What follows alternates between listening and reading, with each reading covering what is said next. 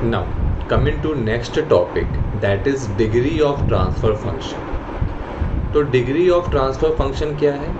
Highest order of denominator of transfer function after pole zero cancellation. Highest order of denominator of transfer function after pole zero cancellation. ठीक है, देखो एक example से समझते हैं. देखो ये मेरे पास एक ट्रांसफर फंक्शन है, ये इसका न्यूमरेटर है, ये इसका डिनोमिनेटर है. तो हम लोग का डिग्री ऑफ ट्रांसफर फंक्शन क्या होता है? Highest order of denominator of transfer function after cancellation of pole and zero. After cancellation of pole and zero. तो देखो अगर ये आपके पास एक ट्रांसफर फंक्शन दिया गया है और आपसे पूछा जाए कि यार इसका आप डिग्री बताओ, तो सबसे पहले तो आप इसके डिनोमिनेटर पे फोकस करोगे. इसके डिनोमिनेटर पे आप फोकस किए तो आप देख सकते हो कि ये डिनोमिनेटर का जो हाईएस्ट पावर है, डिनोमिनेटर का जो हाईएस्ट पावर है वो कितना है? 3. तो आप कह दोगे कि इसका डिग्री 3 है. और यहाँ पे आप मिस्टेक कर जाओगे. क्यों मिस्टेक कर जाओगे? क्योंकि आप इस वाले पार्ट पे फोकस नहीं किए हो. क्योंकि आप इस वाले पार्ट पे फोकस नहीं किए हो. It is highest order of denominator of transfer function after pole zero cancellation. देखो यहाँ पे देखो हम लोग का पोल ज़ीरो कैंसलेशन हो सकता है कि नहीं हो सकता है. तो यहाँ पे देखो हम लोग का डिनोमिनेटर है s³ + 2s² + s. It means कि यहाँ पे अगर हम लोग s को कॉमन ले ले तो न्यूमरेटर एंड डिनोमिनेटर में से एक s का टर्म रिड्यूस हो जाएगा. तो देखो यहाँ पे देखो हम लोग का जो ये हो गया ट्रांसफर फंक्शन, यहाँ पे हम लोगों ने डिनोमिनेटर में एक s को कॉमन ले लिया.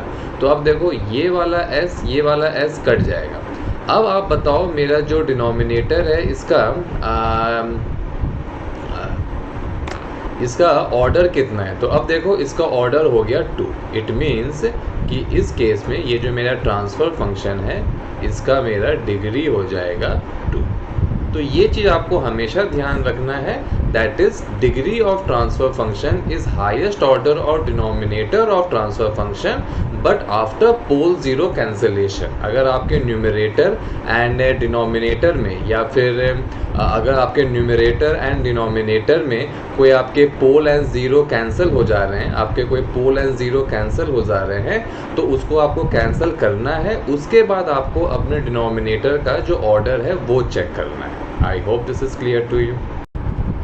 Now, coming to next topic, that is type of system. तो देखो मेरा जो टाइप ऑफ सिस्टम है ना, ये एक पैरामीटर है जो हम लोग हमेशा क्लोज लूप सिस्टम के लिए डिफाइन करते हैं. मेरा जो टाइप ऑफ सिस्टम है वो हमेशा एक क्लोज लूप सिस्टम के लिए डिफाइन होता है. इट मीन्स कि अगर आपके पास एक ओपन लूप सिस्टम है तो उस केस में आप टाइप ऑफ सिस्टम का बात नहीं करोगे. अगर आपके पास एक क्लोज लूप सिस्टम है तो उस केस में आप टाइप ऑफ सिस्टम के बारे में बात करोगे. ठीक है.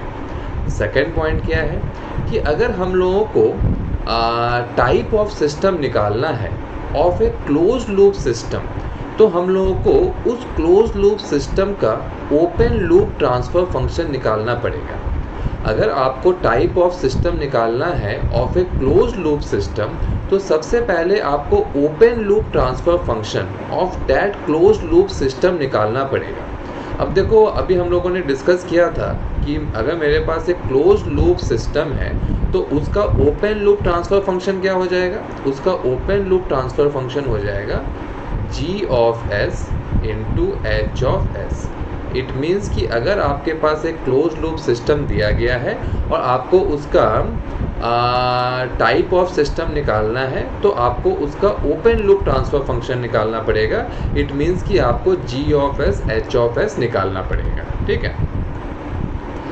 अब देखो, अब अगर आपको अपना टाइप ऑफ सिस्टम कैलकुलेट करना है तो आपने देखो open loop transfer function of close loop system that is g of s h of s निकाल लिया.